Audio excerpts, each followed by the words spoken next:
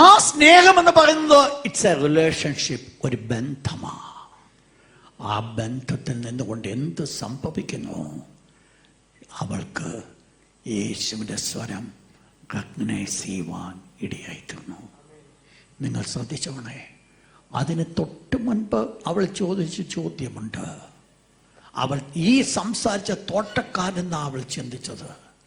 പക്ഷെ ഈ സമയത്ത് അവൾക്ക് യാതൊരു ഡൗട്ടുമില്ല. അവളെ മറിയേ എന്ന് വിളിച്ചപ്പോൾ അവൾക്ക് തിരിച്ച് പറയുവാൻ ഒന്നേ ഉള്ളൂ, റബ്ബോനെ, ഗുരുവേ എന്നർത്ഥം. എന്ത് മനസ്സിലാക്കി?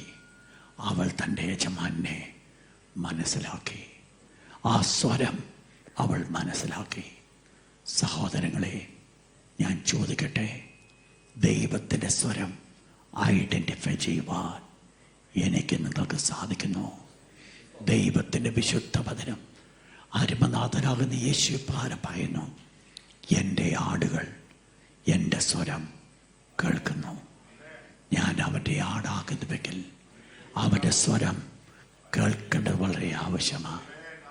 കഴിഞ്ഞ ദിവസം എന്നോട് സഹോദരൻ പറഞ്ഞു, പാസ്റ്ററെ, ദൈവത്തിൻ്റെ വചനത്തിൽ പറയുന്നു, അനേക ദൈവദാസന്മാർ പറയുന്നു, ദൈവം അരുളി ചെയ്തു. ദൈവം അവരോട് അരുളി ചെയ്തുവെങ്കിൽ why can't God speak to me? Very good thought.